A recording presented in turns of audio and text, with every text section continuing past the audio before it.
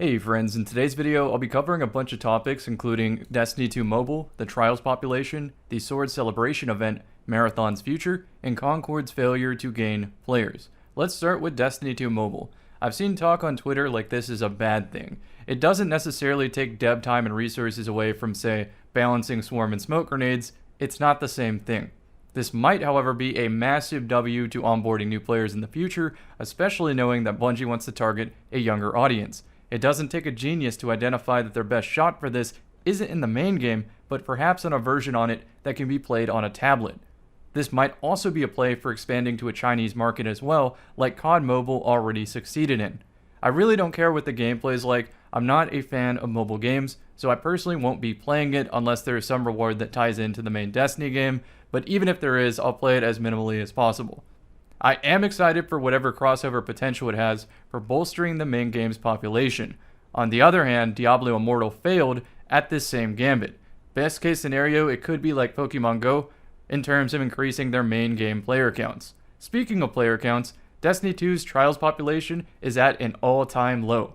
Matchmaking right now gives me mongoose error codes on the daily, and off the top of my head, here are a couple potential adjustments the devs could consider to start repairing the state of Trials.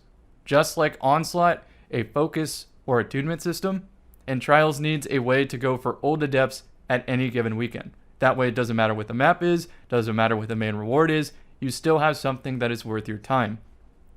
In addition, they should continue expanding rewards for effort from lower skill fire teams.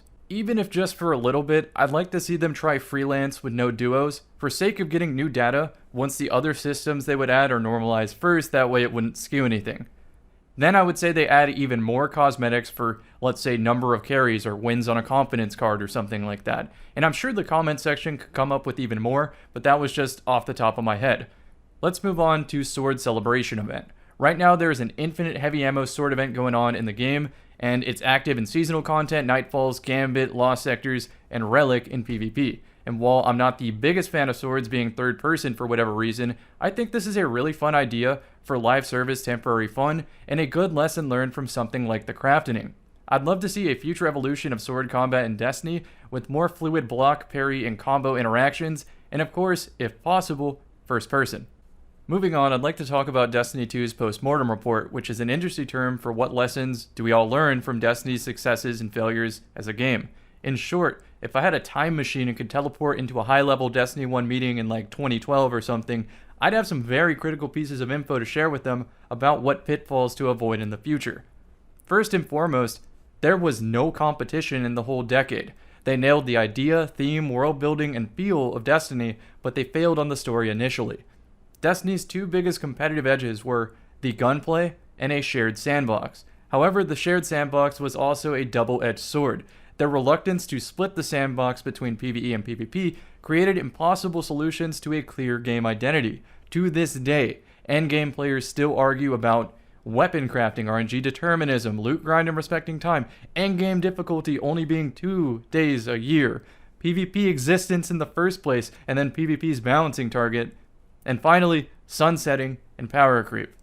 Another thing is that Bungie's reluctance to provide spin-off games earlier in the lifespan of Destiny gave them less avenues to please all the different kinds of players that Destiny grabs at different eras of its live service route, because the game always changed and changed and changed until it became something similar again, and then it changed and changed and changed until it was a different similar again for a different player, and so on.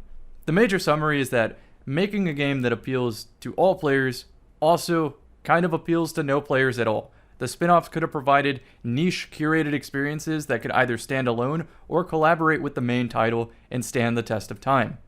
When players want the live service experience, they could always return to the main Destiny 2 title and hope and pray that it was aligning with what they liked in the first place, and that they weren't unlucky and caught Destiny on one of its bad cycles, at least for their likes and dislikes of the game. Let's pivot to Marathon's future, since some may think that's where Destiny players might go next. Discounting the recent swap in project leads for information I'm not going into about Christopher Barrett, what we know so far is that it's an extraction shooter with heroes.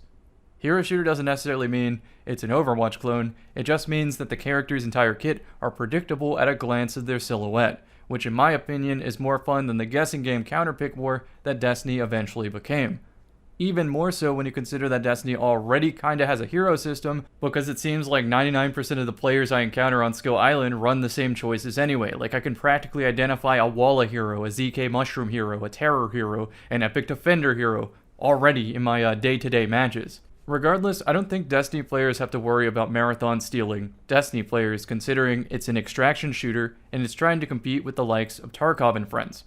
In a strange twist of fate, however, it was Concord that dragged my Destiny ass away from Destiny because it shared similarities in the gunplay and verticality.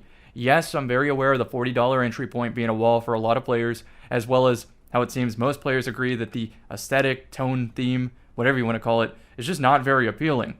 And what they might never discover was that the gameplay itself was very fun. Aesthetic has never really been the deal breaker for me. For example, I've been averse to the aesthetic of games like Binding of Isaac, but I look past it to enjoy a wonderful roguelike experience. All that being said, I wouldn't be opposed to seeing some wizards, maids, nuns, and so on, in addition to the Concord cast, with the theme evolving to less Guardians of the Galaxy in a more nonsensical space meets D&D isekai shared universe. But before I speculate too much on themes that might catch on, let me get back on track with Concord gameplay now. Although I'm not a fan of Overwatch and Overwatch clones, the game had that secret sauce that made me want to play more in hopes that a good objective mode brings out the full power of its balancing scheme. It felt incredible to play many of my go-to Destiny builds and greatest hits from many years as heroes in Concord. Unfortunately, Concord recently got pulled off the Steam market and is now back in the oven. I truly think the game has potential to pull a No Man's Sky, considering how sparse the marketing seemed to be versus how unpopularity skyrocketed its name recognition for virtually no cost at all, which means that when it returns, it will inevitably pique the interest of all those that spat on its corpse, knowing the internet's ferocity for wanting a round 2 of dogpiling it. I wonder how realistic it would be to significantly change its theme and cut back on some of the more controversial and political additions that make the larger audiences reel back and hesitate to spend money on it, or even give it a free trial attempt in the first place if that ever becomes a thing. While I wish everybody would be more open to ignoring things that don't affect them, the reality is that the political climate is always a pick your battles wisely affair. The ball's now back in Sony and Firewalk's court to be tact and business savvy as they evolve the game in the oven to hopefully return with the ball rolling into mainstream appeal. Looking at Overwatch's history of launch, it first screwed the player base before becoming more ambitious with, in their critics' own words, political type additions to the game. Destiny has also been no stranger to controversy. At the end of the day, I'm just hoping that the game eventually pops off like the gameplay would make me think it deserves to. Well, that about wraps it up, friends. I'm not much of a news channel, but I did want to talk about a couple of these topics because they frequently pop up in my Twitch chat, and it would be easier to just link a video than to rehash the same thing over and over and over again. I hope you understand, hope this suffices as a daily video, and I will see y'all in the next.